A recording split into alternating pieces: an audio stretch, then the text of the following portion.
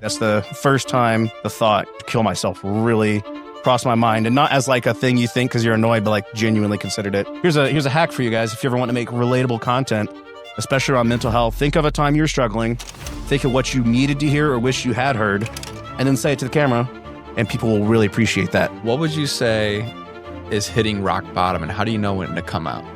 Get out and go volunteer. Like, go do something for other people, and that'll help immensely because you're not thinking about yourself. I think the research has shown, like, when you're there for other people and you do things for others outside of yourself, you can't help but to feel good. But it's, getting out of mental health or taking care of other people or making enough money to survive or make it on social media, you can do it. Believe in yourself, and that is a threat. Jed, from going from rock bottom of where you were at to like absolutely crushing it right now, what did you do to turn your life around? Man, I have to think about that one. Welcome back to the Cold Tub Talks. We are here with Jed Hopkins today. He is a fitness influencer. He's a men's health advocate. Yeah. And a sibling of, 14? Did I tell you that? Yeah. It is 14. No, I guess I forgot I told you that. Yeah. Yeah. 14 total. So I have 13 younger. I am currently freezing to death. So I have 13 younger. I have 11 younger siblings and 2 older siblings, which equals 14 total. There we go. I got it out. Yes. He's only halfway in, too. We're going to try and get him to sink in a little further as we go on here. It's a cruel person. But yeah, I mean, I'm adjusting. Yes. So you're known online as a fat guy who lifts. Yes, sir. Right? That's me. Okay. So is that something you were going for from the get-go, or is that something that you've kind of maybe grown out of? Ironically, I'm still pretty well known for lifting, which is odd because I hardly ever post lifting content anymore. I would say now I'm probably more known as a mental health poster or a family skits poster. But yeah, I would say I've kind of grown out of that. I mean, I'm still fat and I still lift, but that's less my content creation pretty much every month. I've just moved away from that. Yeah. Nice. It's so cool seeing you just talk in this normal atmosphere because your content is so hilarious. Oh, thank you. It's off the wall, man. Everyone's like, oh my goodness, he can talk. It's like, yes, I can. Really? You get that? Oh, I get that all the time. Like, cause like I would say maybe once a month I post a reel where I'm talking. Cause when you're doing mental health, it's hard to do it when you're sliding around and there's goofy Nintendo music going on. Yeah. So I always like to take a minute and kind of put out something calmer and talk, and like genuinely, there'll always be like at least 15 to 20 comments, depending on how well it does, where they're like, oh my goodness, he talks. And I've never, another big one I see is he unlocked a new set of animation or something like that. Oh, there you go. It's so yeah, unlocked a new frame rate is another one I've heard a lot. So there you go, commenters, find something new. Yeah, there you go. He's smarter than he looks. Speaking of that, so as a men's health advocate and on the topic of being smart, I saw that you had a 1.9 GPA in college. Am I right? 1.9? 1.9. No, sir. No? So I actually, at my first college, yes. Right. So I went to a private Christian college in Cedarville, and while I was there, everything was going fine, and the last semester kind of tanked for me. Sure. And there, yes, I did have a 1.9 GPA at Cedarville. Okay. I transferred. Shout out to Cedarville, by the way. Interesting school. And then I transferred out and I went to state school, and that saved my GPA in a big way. So, okay. But yes, I did have a 1.9 in Cedarville. It was not ideal. Yes. Glad you came out of that. Yeah, I thought I saw it right. So 1.9 GPA, and then you actually shared, I mean, you got pretty deep with it, talking about not talking much. You definitely dove in on this one. You shared that you almost took your life. You got to a pretty low point. So yeah, I never went as far as like, I never loaded the gun, right? Or like, I was never at that point, but it was after college, after I transferred schools, the 1.9 GPA school. Mm-hmm. And I remember pretty distinctly, I was driving home in my dad's truck because he wanted me to advertise it at the college for sale. And I was just really not doing well. I knew I was going to have to add a 5th year, which wasn't ideal. And it was just a really dark time. And I just remember very distinctly, that's the first time the thought, to kill myself really crossed my mind. And not as like a thing you think because you're annoyed, but like genuinely considered it. And I would say, honestly, that's the only time I've ever considered it. Yeah. And my first initial reaction was, what was that? And I was instantly like scared. Yeah. I was like, I can't believe I even thought that. And, if anybody ever feels that way, you can follow the steps I followed. The first thing I did is a lot of people, what they do is they make a plan. Mm-hmm. So if you make a plan that involves a certain piece of equipment, if that's like sorry to get explicit, but if that's a knife or a gun or anything, if you are able to remove it from your location, do so immediately. So like the first thing I did was I gave my dad my gun, and I was like, don't give this back to me. Mm-hmm. And I explained to him why. So the first thing you do, guys, is tell anybody. I'm very blessed to have a good relationship with my dad, but if you don't, tell a friend, a professor, even if you have to. Professors aren't ideal, but tell somebody. And if you make a plan, remove that plan from your immediate vicinity. Now, obviously, if it's a car or pills, that might be a little more difficult, but remove it from your vicinity, talk to somebody, and then I went to therapy. Yeah. No, So- that's huge, dude. I mean, we don't hear that enough for real in our society. So that's awesome. That's how you go from just surviving to thriving. Yes, sir. And it took me about 6 months to get to thriving, I guess. Yeah. It's my mental health journey has been interesting. I've stopped going to therapy after like the initial sessions to make sure I was okay. Yeah. But I still encourage anybody, like, go at least 3 times. 3 sessions is all. It's not all you need, but go for 3 times at least and get like some of those tools under your belt. So Yeah, man, that's the underdog story right there. We all need an underdog story in our life. yes, sir. Yeah. So Along those lines, what would you say the one insecurity that you have or had would hold you back in life ended up turning into a superpower for yourself? I would say I've weaponized the fact that I'm fat, and then my mental health has. There's still some things like, I mean, obviously I would like to be less fat. That's something I'm working on. But yeah, part of the reason my bio is a fat guy who lifts is because when people come in and they comment like, "You're just a fat guy," I'll be like, "Yeah, go look at my bio." Actually, I've turned a lot of hate comments into like a fun interaction because they're in there like hating on me for being fat.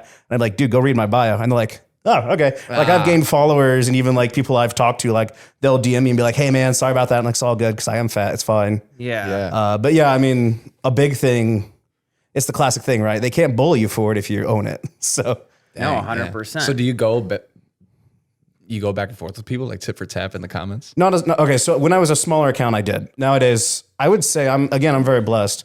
I don't know how much you guys are like familiar with Instagram comments and their reputation. Okay. Instagram has a reputation for having very bad comments, and I got really lucky. My community is super wholesome.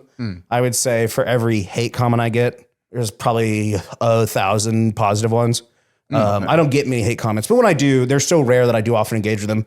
When I was a smaller account, and I'm sorry for this, I would pin the hate comments, and that way people would argue, and it would drive engagement to my reels. Oh, wow. It's like, there you go, fight in the comments, and all attention drives the algorithm. So Dude, that's genius, though. Honestly, looking at your content, that's what I was most fascinated from, because this podcast is all about health, fitness, and business. And from a business standpoint, you are just methodical. Like it's really curative how you go about what you do to get such high engagement and quality engagement at that. I appreciate it. Yeah, man.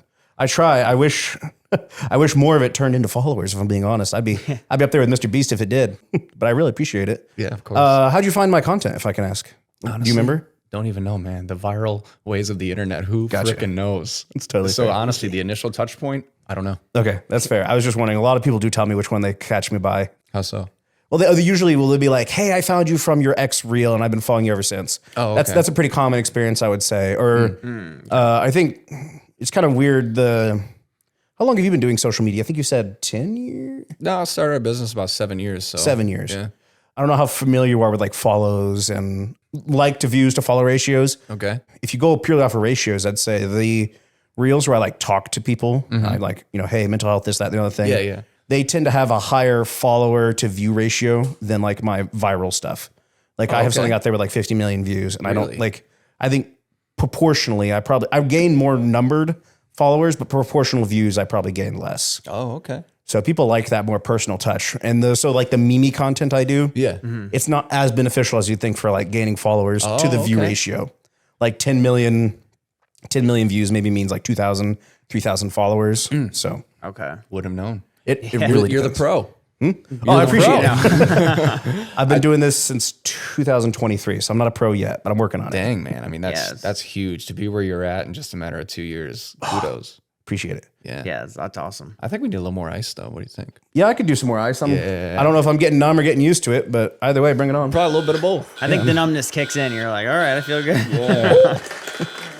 Yeah. And you're doing your body a dang good thing here. That's Phenomenal. good because I was stiff as heck after the car ride yesterday. Perfect. So, man, this is cold. Is it? Yeah. What are we at? Point, right? What are we at? 50? Cold tub I'm not gonna talks. put any more on your guys because you are gonna. Oh, all right. She's loading Jed up. Jeez, wow. Give him like a handful more of ice. We're at a balming 52 degrees. Do you care if I 52, give them a little bit behind the scenes real quick of the situation? Hit it, man. I'm in their basement and they're loading me up like I'm a fish they just caught like off the lake. This is so cold. That's a good look right there. Look, he's loaded up. He's good. Keep my hands out. Get some warmth. Yeah, you can do that. We'll put him in. Yeah. I'll go down low like you asked at the end. All right. Talking about your social media, what's something do you feel like when people see your social media or go check you out that they get wrong about you? Oh boy, a lot. But the first thing is I'm not super energetic. I think a lot of my stuff is high energy. That's very purposeful. But I'm actually a bit of an introvert. So like, I don't mind being around people and like having energy, but like I'm very much I gain energy from being alone, being quiet, and being calm. So I think a lot of people, because they meet me in real life and like, oh my goodness, I think someone even said like, you're not very energetic. I'm like, yeah.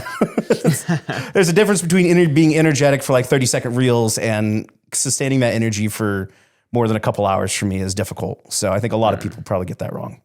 Oh.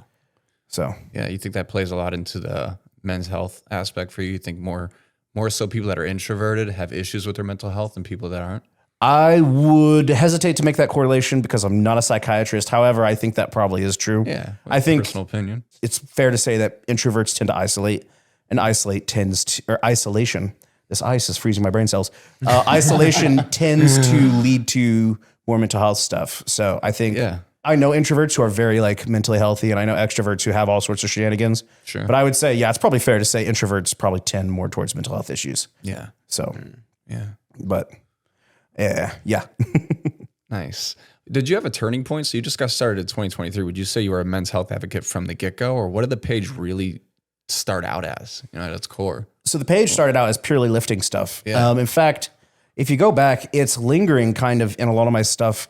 The first thing that ever blew up was a gorilla reel. And it was where I was pretending to be like, a lot of the stuff that I did well was comparing a power lifter to being a gorilla. Okay. So I would actually walk around like a gorilla. And that was like my first like mini viral stuff.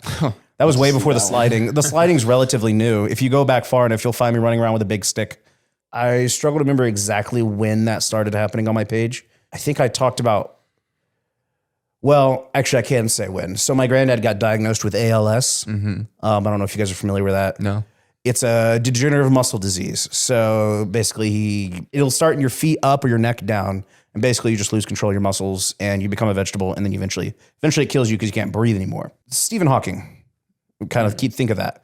So my granddad got that, and it kind of sent me in a bad way mentally because I love my granddad, and obviously watching him, like knowing he was about to deteriorate and already seeing those signs of deterioration really affected me mentally. Not that it's about me at all, but it really affected me, and I can't remember exactly when, but I think I made a reel kind of like just that was generally encouraging, and it did decent. Like it didn't blow up, it didn't go viral, but I kind of realized like, a lot of people need this and people will listen to me when I say it. And that's when I was like, oh, I'll make this like a reoccurring thing. Yeah. A lot of what my mental health stuff is I think like, I wish someone would have said this to me at the time. And then here's a hack for you guys. If you ever want to make relatable content, especially around mental health, think of a time you were struggling, think of what you needed to hear or wish you had heard, and then say it to the camera and people will really appreciate that. So You taking Oprah? guys. We need it for real. I love how you go about what you do because, like, even as an entrepreneur in the entrepreneurial world, a lot of guys have issues, fears, doubts, insecurities, and you go about kind of debunking those things and shedding light on it in a really fun way. I appreciate it. I try. Yeah. So How you feeling over there? I'm doing all right. I am probably gonna need a little help getting out.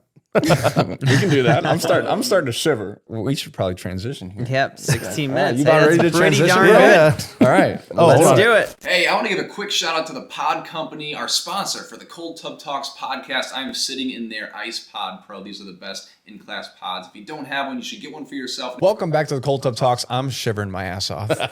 Jed, you asked us a question as soon as we got out of the tub. What was that? What are the physical benefits of the ice tub? Oh, I love it. You Because got on this stuff. I know I'm a fat guy who lifts, but I don't know very much about lifting at all. Yeah. Well, the cold tub, my favorite benefit, I'll stay with this one, is when you get in the cold body of the water, the body is just trying to survive. So all your blood pools at the center of the body, keep your organs functioning, all the rest. So when you do that, when you get out, the body goes to warm itself up. The blood rushes into the extremities, pushes a lot of toxins and impurities out of the bloodstream, and reduces a lot of inflammation, which is why professional sports and athletes have done this for decades. You know, now it's kind of common amongst the general public, but athletes that train for hours on end every day, they need to recover faster.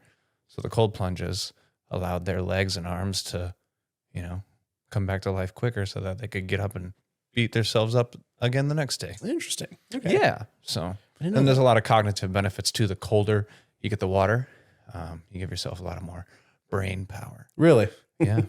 I guess it's probably a threshold though. As you get too cold, you start losing some brain function. Can you guys hear me right now? I can barely talk. I can barely talk because I'm still so freaking cold. I wasn't going to say anything. I was going to say some mental. Man, mental. I You feel like say. I just ran or something. I'm just cold. Freaking weird. You'd think I'd be seasoned by now. Well seasoned as the host. Jed, from going from rock bottom of where you were at to like absolutely crushing it right now, what did you do to turn your life around? Okay, so first of all, do you guys want the Plump cover story? Because it's kind of involved. Yeah. So I was telling them interesting story. Okay, let's take it all the way back. The Plump cover is my second account I ever made for public posting. The first one was called Jetty Reels, all one word. And it was back in 2020.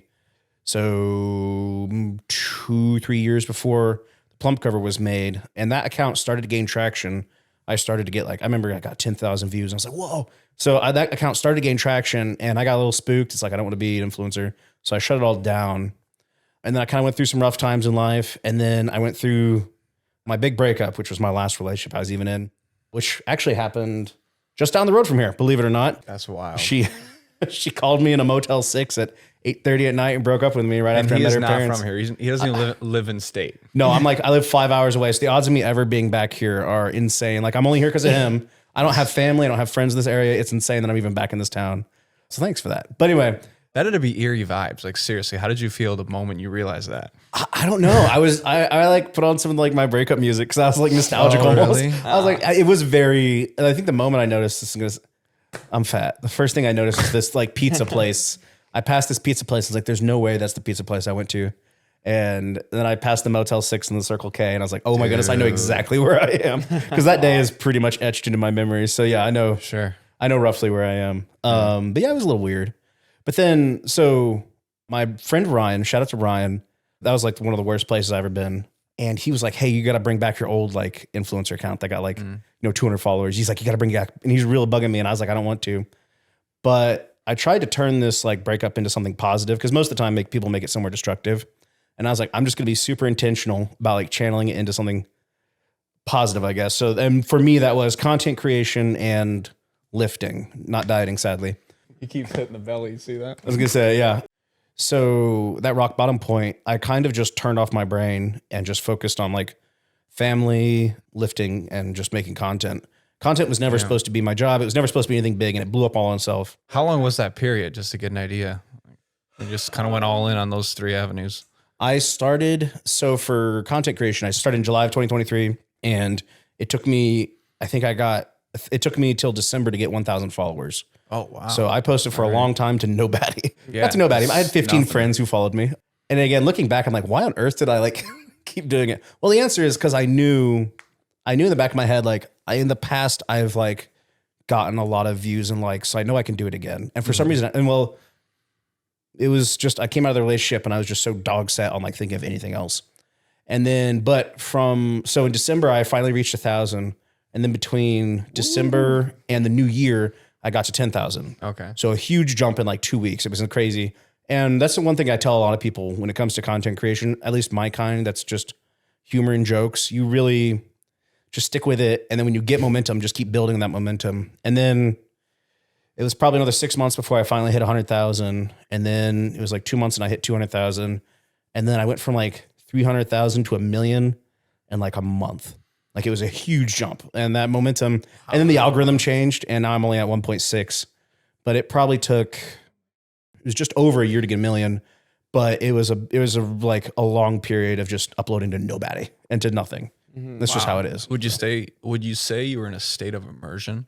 You were really involved in just consistency and quality and really pouring into the process, or did you kind of get lucky in a way? I got lucky. Really? Yeah, I would say now I am way more involved, but at the time, I would take a trending audio and just goof around. There was no this whole sliding thing you see me do, the stop motion stuff that came way down the line.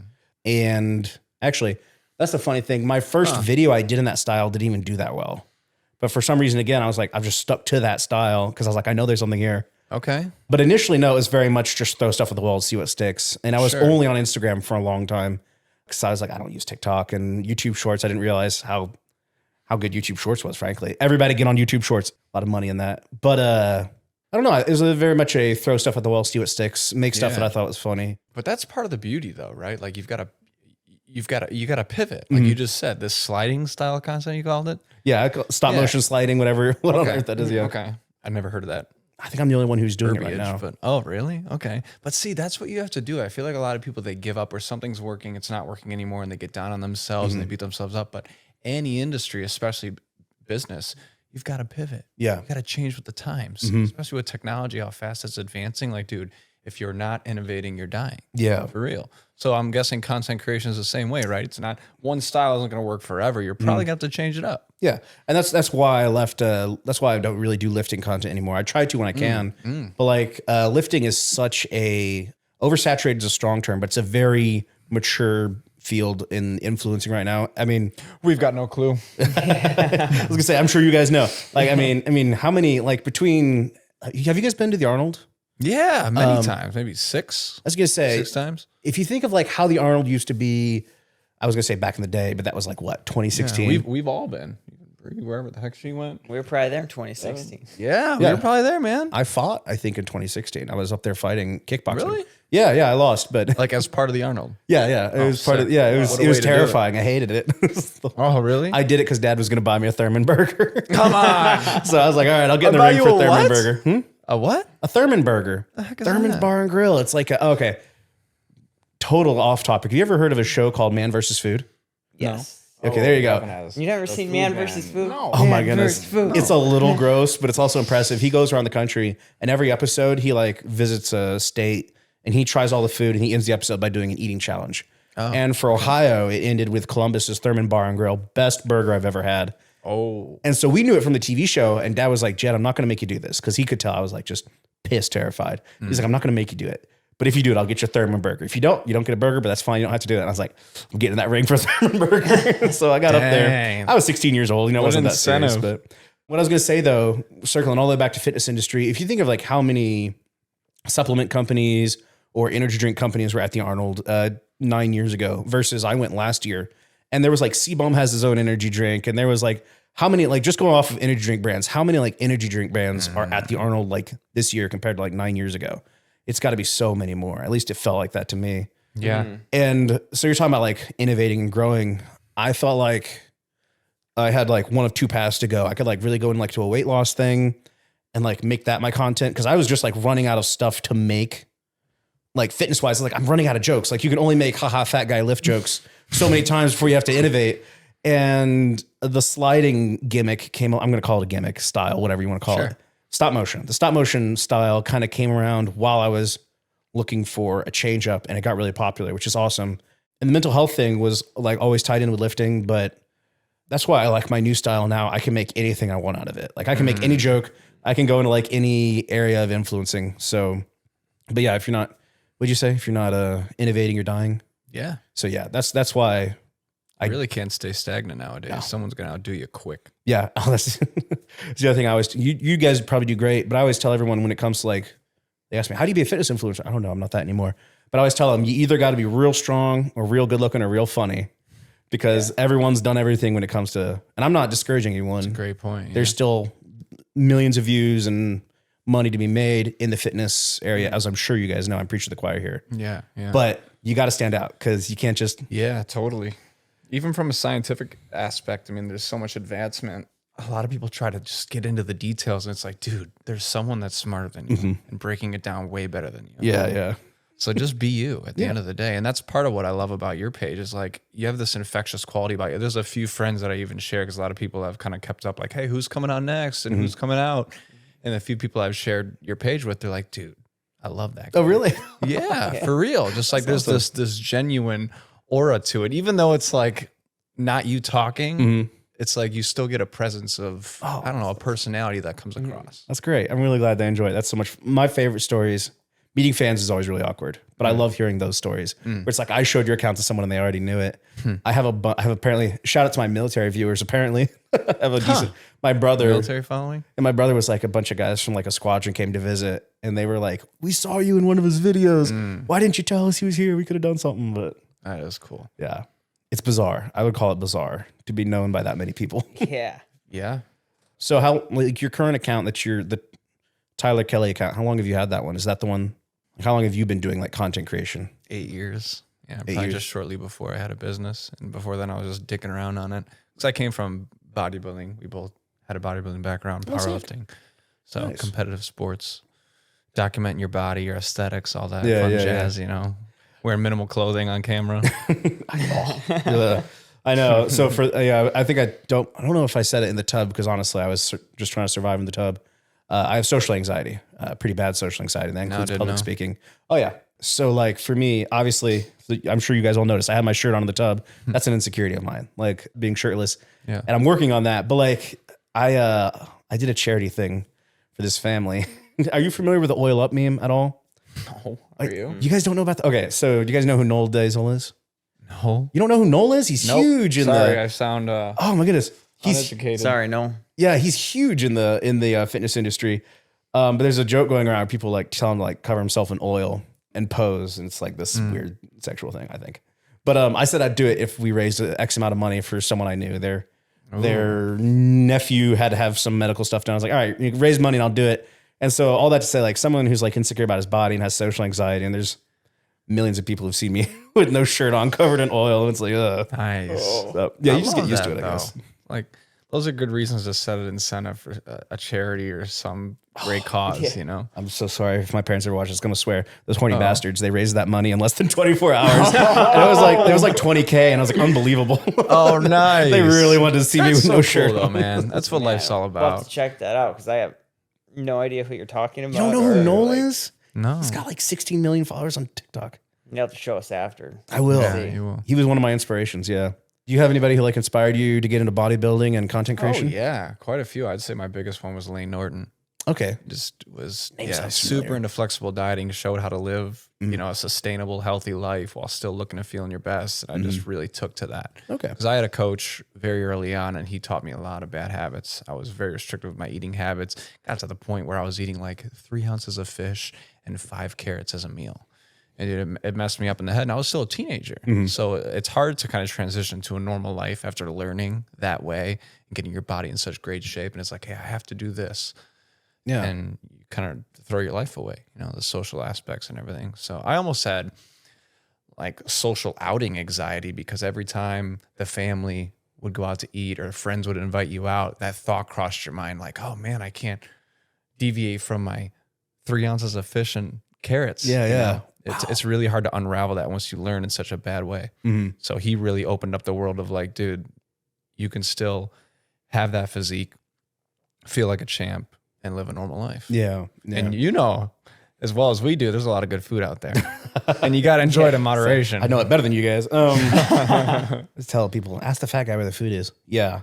And I'm trying to like, I'm just saying. I love the honesty, If you though. ever come down to Southern Indiana, ask me. I know where it all is. I know where all the good stuff is. But I'm trying to learn that because I have dieted in the past and dieted successfully. I've kind of let myself go this last year just because I've enjoyed seeing like the, numbers of the weights going up. It's been fun to watch. I'm trying to learn that aspect of like, just eat in moderation. That's all it really is. Yeah. But I'm probably going to do like some sort of shock diet where I like spend like a month eating nothing but chicken and rice just to like reset my brain. Man, we're going to have to have a nice little talk with Jed here. Oh no. I just, yeah, but I hear what you're saying, but like, I've never heard it referred to that way. Shock diet. Yeah. I think I need that just to reset my mentality. Shock the nation. Shock myself. If you're watching this and you care about peak health, we get it. At InstaShred, we offer bespoke online coaching for busy men who want to elevate their appearance, performance, and health. It's remote, precise, and built for your lifestyle. Over 4,400 men have already transformed with us.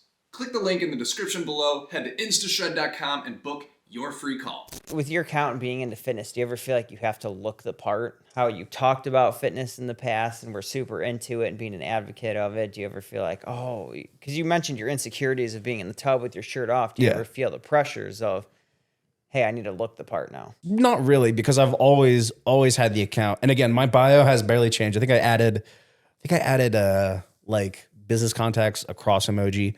And then, but my bio has always just been a fat guy that lifts. And so going into it, my identity was I am fat. And so I've never really felt I've actually even made memes about like, I don't have body dysmorphia because I know I'm fat, right? So to an extent, maybe a little bit. I would say the pressure's been more to maintain how much I can lift. Like I'm not competitive in how heavy a weight I can lift, but I can lift more than like maybe the average guy. And so to me, I do feel pressure on like being able to maintain my 350 pound bench or my 400 squat. I think there's a lot of pressure there. And so like, that's why cutting is so difficult because I mean, it's normal when you eat less, you can't lift as much if you're not on steroids. At least that's been my experience. Maybe there's a right way to do it. Definitely a right way to do it. Oh, yeah, I'm gonna have to talk to him. This is all just an elaborate plan to get me to buy his coaching program. I mean, everything there's an extreme, right? Part of the sport of powerlifting is a lot of the guys, at least our size, smaller. The goal is to increase strength without putting on size. Yeah. So the goal is to be as small as possible, be as strong as possible, and do it was unbelievable. There's guys in the 140 weight class that can deadlift 800 pounds. Oh my goodness. My uncle is a doctor, and I think his client is like 140 pounds, 150 pounds, and I'm not even kidding. He has a world record bench press in his weight category. I think it's something around 500. Okay. He's like 150 pounds, so I know it's possible. I just haven't taken the time to educate myself. It becomes an art. It's cool. Oh, it's crazy. But yeah, so to answer your question, yes, but not in looks. It's in performance. So love it. But yeah. Yeah. Well, much better way to judge yourself there, you know? I guess to an extent. Speaking of judging yourself, you think you'll ever get to the point where the insecurity is gone and you take your shirt off? I mean, again, I have taken that today. I have taken my shirt off to oil up. I think that's so weird. I have taken my shirt off to oil up before. It does actually. It's a funny phrase to say. I actually ripped it off for the camera. They loved it. People, I still get DMs requesting me to do it. I'm like, just go. Oh find my it. gosh, yeah, really? People are in the OF DM. anyone? Yeah. Oh yeah, I have that requested too. I don't do OF, guys. I mean, not my cup of tea. I think. Oh my. He's like disgusted by it. No. That's not, well. I was like I was censoring myself there. Oh gosh, What are you talking Where's your about? mind going right now? Well, part of one thing that did kind of help with my insecurity, sort of. So to answer your question, my fitness goal isn't to weigh a certain amount. It is to be able to walk a couple miles without being out of breath, and it's to take off the shirt without like feeling horrified. Yeah. So that's probably my fitness goals, and whatever weight range that is. But I would always like to be able to lift heavy. Heck yeah. Sorry, total off topic. Hit it. About the oil up thing.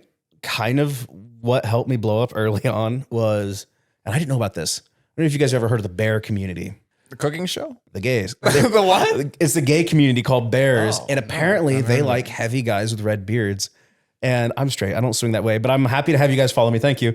But part of what blew my account up was I got found by them. Okay. And it blew up my account initially. So for a while, I got a lot of very interesting DMs, thankfully. And again, I'm happy. Like, thank you for following me. Sure.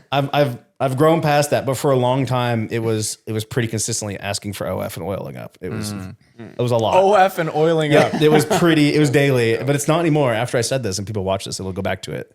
But now people are much more respectful. But it was. I would say the Instagram. Yeah, this is such a wild first episode.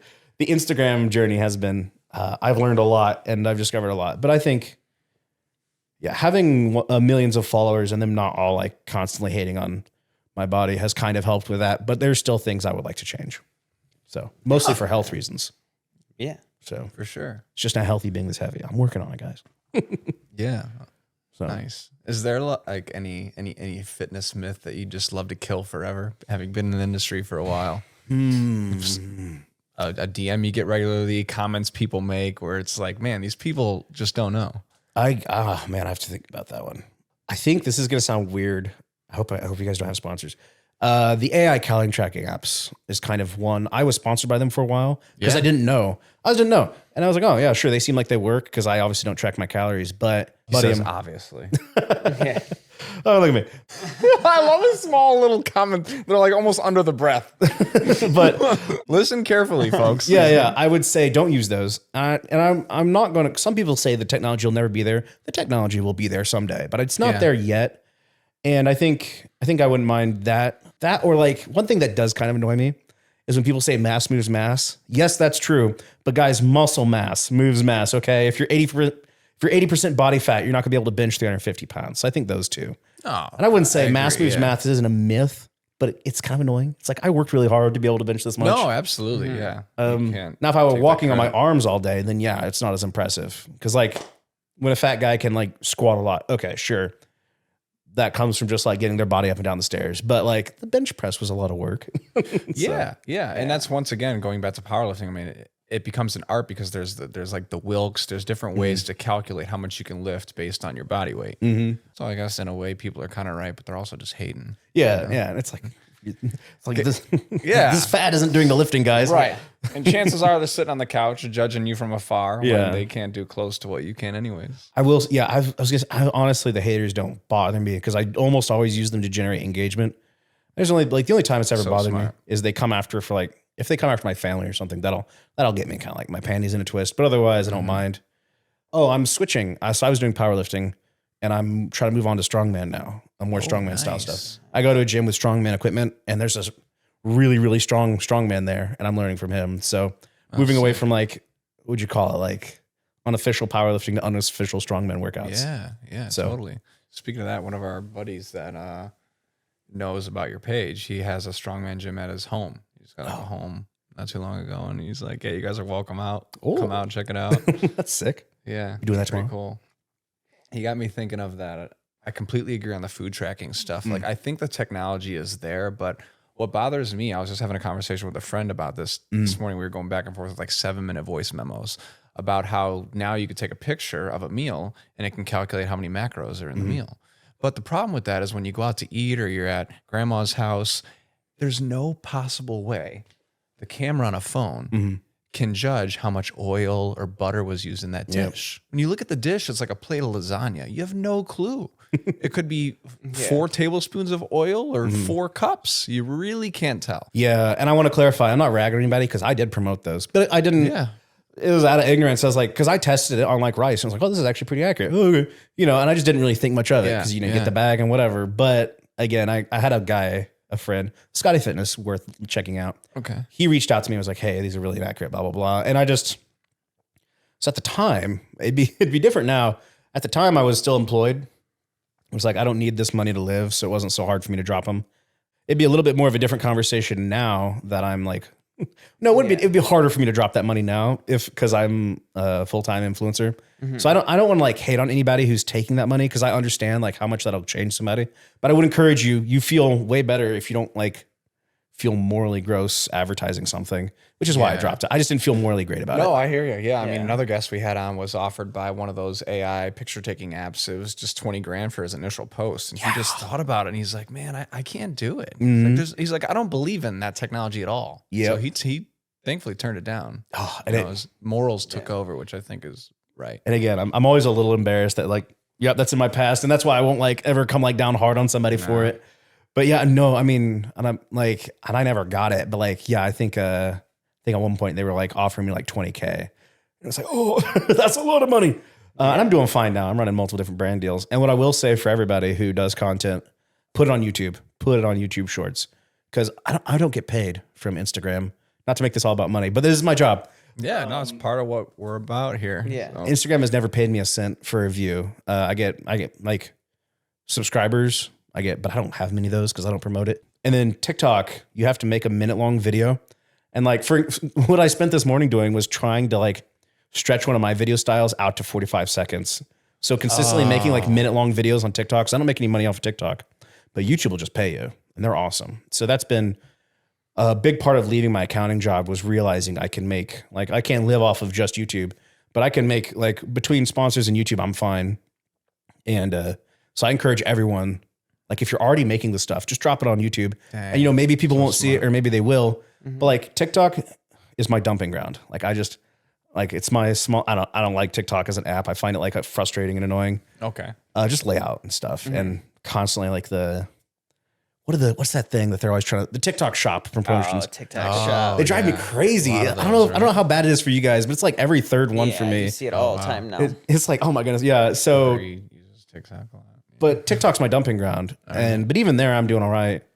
But I always tell everyone, like, if you're uploading to one account, just take the extra 5 minutes, upload to the other one. Don't even look at it. Just dump it there, and maybe it'll catch on. That's kind of what happened with YouTube. Oh, wow. So, yeah. And same thing with TikTok. It's like I'm uploading on Instagram. So Yeah. if TikTok gets taken away, which I hear might happen, or might not. I'm kind of That's been a confused. rumor for years. I know. It Keep came back. swaying back and forth. on It me. came back around. I saw it on my For You page the other day. Like TikTok's going away, and I'm like, what for? What? Yeah. Like it went down like for what? A day? Yeah. Earlier this year? I don't know. Yeah. But having those multiple different platforms, I've got 800K on TikTok and 700,000 on YouTube. So like if I lost Instagram, it'd be tough, but I still get decent views on those other platforms. Or if I lost TikTok, I still have YouTube.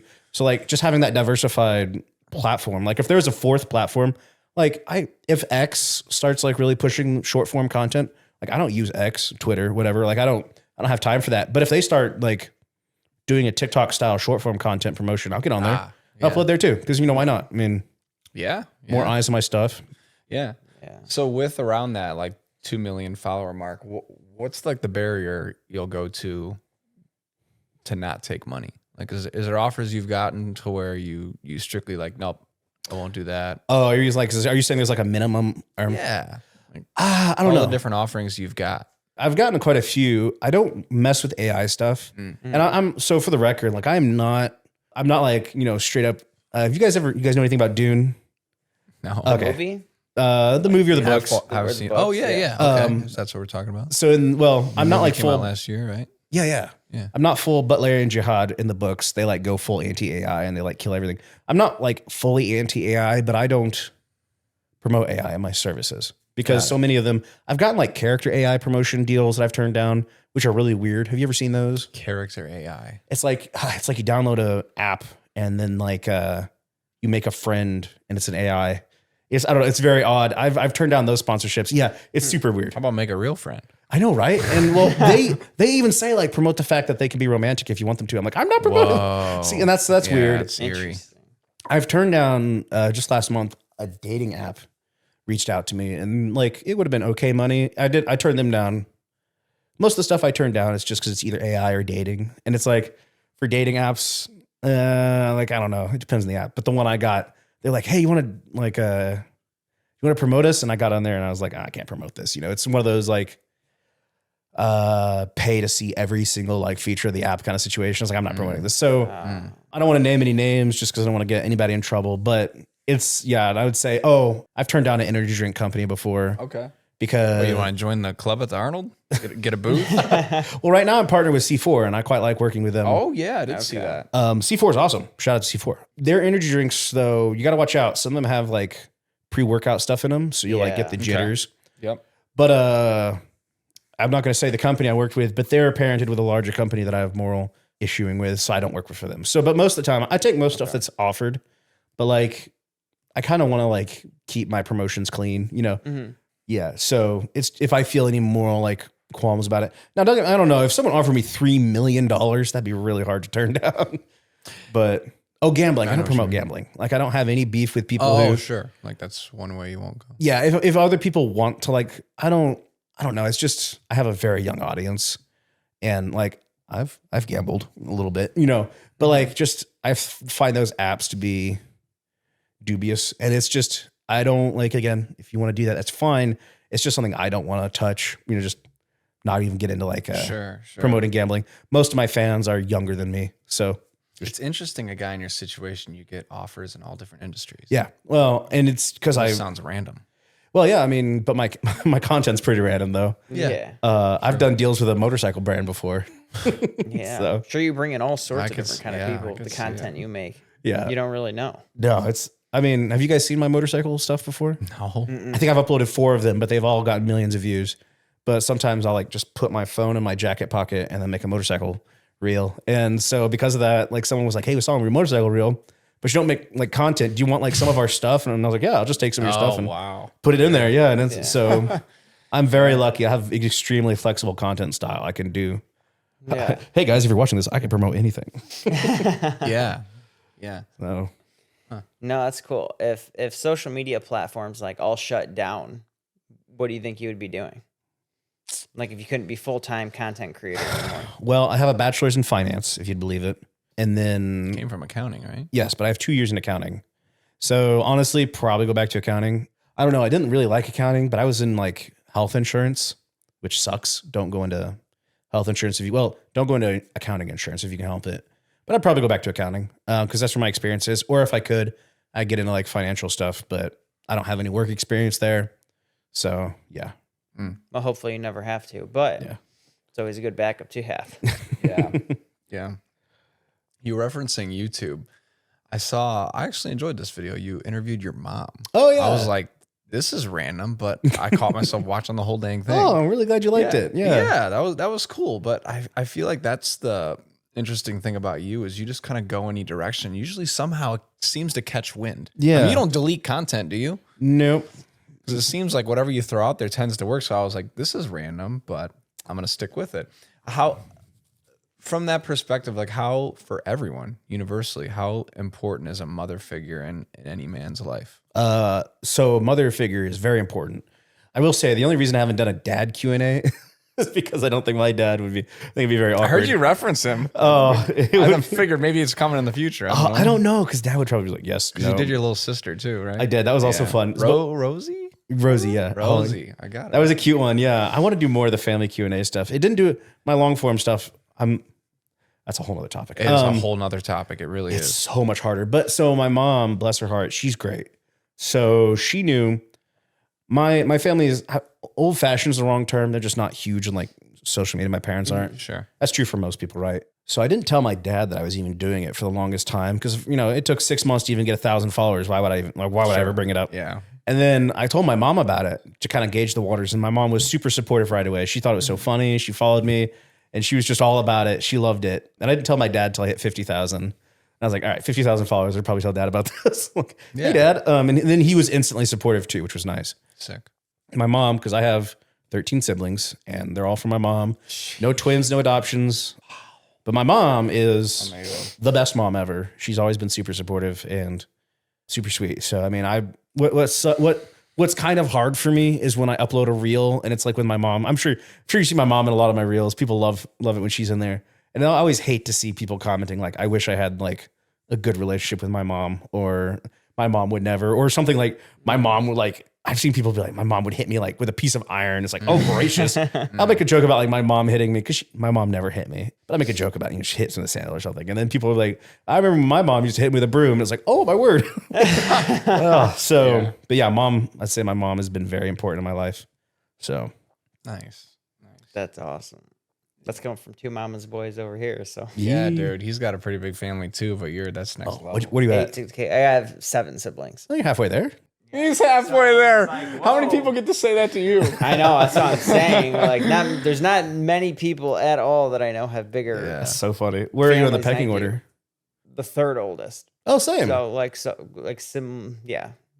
the top, but Yeah, third from the top here as well. yeah, I have 2 older. That's really funny. I didn't know that. nice. Yeah, so I have quite a few siblings, and I mean, I don't know about you, but having that many siblings, I was growing up. I'm like, yeah, I'm never having this many kids. It was fun growing up in it, but I don't think I would ever want to be the parents to have to manage that many kids. Have to pay for that many kids. and doing everything you got to do, sports and school and everything else. I'm like, no, I wouldn't want that many. That's too many for me. I mean, I don't know about you. If you don't want 7's not even that many. but So He's so conditioned. I was going to say, like, I'm trying to think what 7 even looks like around our table. Okay.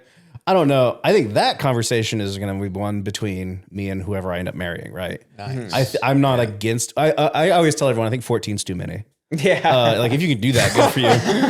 Like good for my parents. And I wouldn't want any of my siblings to be gone, obviously, but I think 7's a good number. I'd probably stop at 7, but it's not up to me, right? It's up to whoever I end up marrying and what she says. And we were also all homeschooled. So, and not for any, not because of like our religious reasons. We were a military family. We moved a lot. And dad was like, initially it was just like, well, this is easier than putting him in a new school every 2 years. Right. So we were all homeschooled until college. And then obviously college, you're on your own. I don't know. Again, I think that would very much, how many kids I'd like to have would heavily depend on whoever I end up marrying. yeah, it's a good answer right there. You never know. Everyone always know asks what life brings you and what's going to happen. Yeah, So that's so true, man. I mean, shouts to your mom for doing that, I know. homeschooling everyone. And what was that kind of like?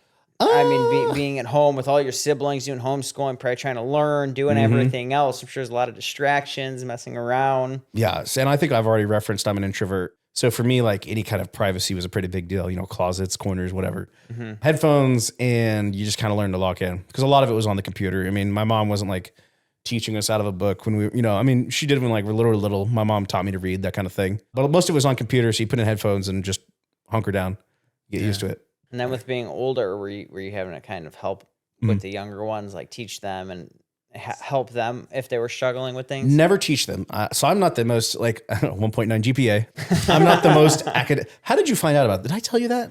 Nope. Just doing a little digging. I wondered if you did a little digging on me. Did you find my arrest?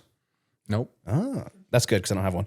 Nice. Wow. You're just seeing if you're going to make something up. Well, I was curious if I'm in the system as that. That's interesting. I got to put my new GPA over that if I can, because I have a 3.2 with Indiana. That's what you need to put. 1.9, you'll put the arrow to what's your new GPA. Yeah. It's different now. I don't mind. That just caught me off guard. I was like, did I say that?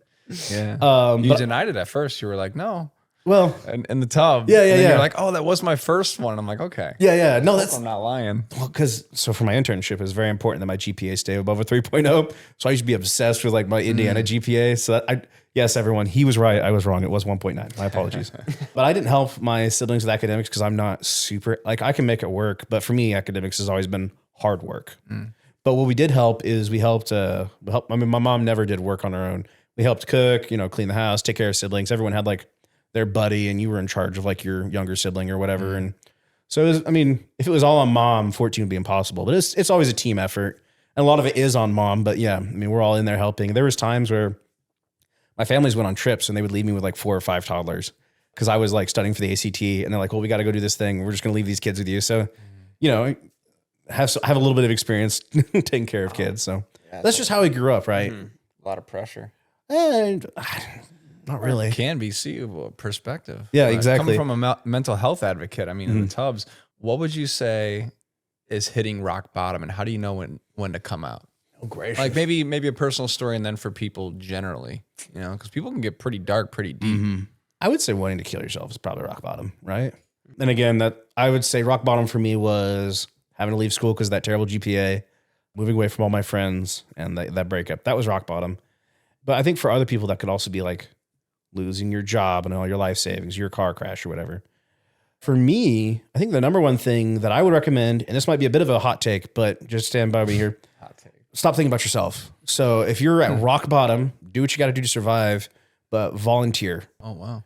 Hang out with your family, help other people. The content creation was kind of my version of this, but also I used to like be part of an inner city ministry, and then there's also family. So, but my number one thing is to get out and focus on other people, because a lot of what's going on is all internal, right? So it's all in your head, and so are you. It's all in your head, and so are you. But like, if you're sitting in your room listening to sad music, which I'm guilty of, but if you're sitting there and you're just thinking about it, and then you think about thinking about it, and you're trying to fight it that way, you're stuck in like a loop. And so get out and make your life about other people. And there's obviously if you do that too much, there's a balance, right? You gotta like have time for yourself, focus on yourself so you can help others.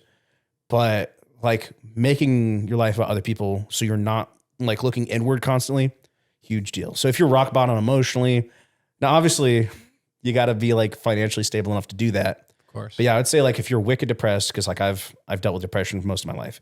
If you're wicked depressed and you're always like just in your room, so I would say sulking. I don't mean sulking in an insulting manner, but like you're in your room moping or whatever. I hear what you're saying. Get out and go volunteer. Like go do something for other people, and that'll help immensely because you're not thinking about yourself. Damn good answer. Thank you. Yeah. That's what helped me. That. Yeah, and I'd say that's how we tick as human beings. You really can't deny it. I think the research has shown like when you're there for other people and you do things for others outside of yourself, you can't help but to feel good. Yeah. You You feel at good least in some way. and it distracts you on a practical level. Now, I also want to temper that with like you don't want to like give everything of yourself because Yeah, we've got some people yeah. friends, family that have, you give to the point where you don't have much to give. And what do you do? and then you burn yourself out and you get So I want to say like don't become like I don't know because there's a like way I want to phrase this, but I'm really struggling because we all know what I'm talking about. Me time's important. Focusing on yourself is important, but making it all about yourself, that's not. I see this is kind of the only place I'm like at odds with like the mental health like community. Because a lot of them are like, focusing on yourself and what you can do better. And I agree with that, but all things in moderation. And if I had to choose between one or the other, 100% choose the go out and help. Now, again, all things in moderation. So All things in moderation. So it's about That's what it's about. moderation. unless it's is key. lifting. Ah, yes. Then you go all out. Yeah, yeah. Is there any part of your, your story or journey that you haven't shared with people that you kind of keep privately to yourself? Oh, we did that at the same time. Did you catch that? Yeah. That was a good question. Like That was both of right us. there. You're Yeah, both like, yeah. I was gonna say that's a really good one. Well, I've not really. Most people don't know that this is the second time I've done this, which I've already talked about. Was their setup as cool as ours? Oh no, I didn't. I meant like, sorry, this is not. I thought you No, meant the second time you've done like a pod. no. style So this is the coolest set one-on-one. I've ever been on. I've been on one other set, and it was a couch, 3 cameras, and a light. So this is way cooler. I don't know how much of this they can. I don't know how much of this they can see, but all this arcade stuff is actually really sick. I was gonna ask you about that. Thanks, man. Yeah. This is not the first time I've done a social media account, which I touched on, which is the Jetty Reels account. Oh, yes. And most people don't know that. Most people think Didn't this know is my about that. first shot at this. I mentioned the tub briefly, I think. But like, this is my second time around. The first time only lasted like 4 months. And that one caught momentum way quicker than the Plump cover ever did. Mm-hmm. And I remember freaking out and shutting it down. Like, I don't want to be an influencer. This is too much attention. Yeah. I said it like 200 followers. But I think a lot of my journey has honestly been pretty like out there for people to see. I feel like, Nice. I don't know. I'm trying to think Respect. if there's anything, maybe you guys can help because especially you've been making content creation. I'm trying to think of like what people wouldn't see. I mean, there's a lot of editing that people don't see, I guess, but I think my stuff looks pretty edited. Yeah. So Yeah. I don't know. Because you know this as well. I would say the ups and downs are pretty hard to get through. Most people only see the ups, but Yeah. 100%. there was a time where like every single, like I was uploading this like million. It's not like that anymore because they changed the algorithm. But like The algorithm. the Instagram algorithm, don't even get me started. People don't see the ups and downs. People only see the things with millions of views, it feels like. And so I would say when you have like a week where you don't hit 1 million views, well, for me, so whatever that be proportionally for you guys, whatever your average Yeah, is. because you're a big dog. He's talking big numbers. Sorry. It's been so normalized at this Big point. business. My freaking dad. I love my dad so much. My dad's great, but he was so impressed when he used to see how many views I got. He's like, "Hey, Jed, this reel only got 1 million views." Like, Dad, 1 million views is pretty good. Like, get out of here. Wow. He's like, this doesn't have 10 million views. Like, that's not normal, Dad. That was a really good run I had. But I love my dad. He's great. That's cool. He doesn't know He's anything. just pushing you to be better, you know? Yeah, well, that A and little he conditioned. conditioned to see the millions of views. Like, oh, Jed, you only got 500,000. That's really good, Dad. 500,000 is really good. Yeah. Yeah, I think people don't see the ups and downs, and I'm sure because again, even I had a reel a couple weeks ago, and again, we're gonna watch this and throw stuff at me, and it only got like 150,000 views, and for me that was really rough. And that was really discouraging, right? Mm-hmm. But people don't see that because you only show up when you're doing well. So the ups and downs. For people that want to make it, that have made it, like you got the brand deals. I mean, you're full-time influencer. A lot of people want that life of honestly freedom. Yeah. So what piece of advice would you give to the resilience of what you have to go through? My number one thing when you're starting out, I don't upload daily anymore because I don't have to. But my number one thing when you're just starting out is upload every day. And if your brain can take it, upload 3 times a day. At one point, I was uploading twice a day. For about 4 months, I uploaded twice a day, every day. Looking back, I have no idea how I did that. Always different stuff. What were you learning through that? I was just getting anything out there. Yeah, I would never upload the same joke twice, but they were generally more shorter, less edited than what I'm doing now. But for resilience, you got to be stubborn and just stick with it. Simple as that. But I always knew in the back of my mind I could do it, I guess is my point. And so like having the back of your mind, like, oh, this one only got like 1,000 views, but I know I can get 10,000 views because I have in the past. So as long as, now there are some people who like go viral, but it's because they were like in a car crash and you can't recreate that for every, I gotcha. but if it's a recreatable thing, then just know you can, if you've done it once, you can do it again. And that's my resilience. And if you haven't done it once, then just keep working towards, all you need is your first big break, right? You just need that one thing that gets 10,000 views. That's kind of my metric, right? If you get 10,000 views, you're good. Go. If you can get 10,000 views once, you can do it again. And that does what? Seasons the algorithm? Like you just have a better chance to get higher views next time around? I don't know the official rule, but my thought is, here's how I've always thought about it. And Meta has not told me this, but like if your joke was funny enough that 10,000 people saw it and 1,000 people liked it, that's usually the ratio. Okay. 10,000 views, 1,000 likes. If you've done it once, then you know you are capable of doing it again. And yeah, and again, I don't know if 10,000 is the actual number, but it feels like for me, once I hit 10,000, I got way more traffic on my account. So I would kind of like set that goal in mind. Because like when you're doing well, Instagram or TikTok or YouTube, like this guy's doing well. Let's show his stuff to people. But you do have to have something get caught by the algorithm. And that's mostly luck. Most people can't force it. So The damn AI algorithm. You look like you're zonking out over here. bro's angry. I understand.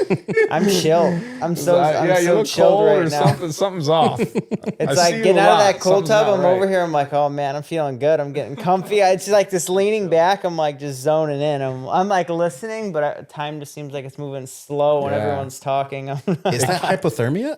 It could be, yeah. Honestly, it can be a euphoric feeling. Sometimes you get out of that tub and you're just so chill, so zoned out. So you're definitely gonna have to go home and try it some more if you I was like. gonna say my core feels nice and it feels great, honestly. Yeah. Well, it's good. All that sitting from driving out here. Yeah. Oh man, Body probably needs it. yeah, I went for like a mile walk after I got here, and I was like, oh my word, I'm dying because I was so stiff from sitting all day. But For sure. yeah, Cool. Well, we really appreciate having you out. yeah. Thanks for having me. Yeah, man. Yeah. Anything to cap us off, Dev? What's like a statement or something powerful that you could give to our audience? Something that you know, like whether it's men's mental health, something you believe in, what would be like a lasting message you'd want someone to know? You can do it, and I know that because I did it. So whether it's mental health, whether it's getting out of mental health or taking care of other people or making enough money to survive or make it on social media, you can do it. Believe in yourself, and that is a threat. Hey. That would be my that would be my number one piece of advice. Is when I say I believe in you, I'm not just being jokey. If I can do it, literally anybody can do it. So that would be my piece of advice. I like that. Love it. Believe in yourself. Thank you. Yes, sir. Inspiring and uplifting to me. Thanks. I'm trying. Yeah. Yeah. So sorry for all the rambling. I'm all over the place. No, dude, that's I exactly love what it. this is about. Chill atmosphere. At least when we get out of the tubs, it gets a little more chill. Chill. Not physically chilling. It's more chilling in the tubs, but it's Yeah. more chill outside of the. Do you get what I'm What I saying was here? doing. Yeah. More Yes, chilling over that here. kind of chill. More what I was Yes. doing. Yeah. Say Well, thanks for watching us. Have a good chat with Jed here today. If you're interested in checking out more Cold Tub Talks episodes, you can check us out right here.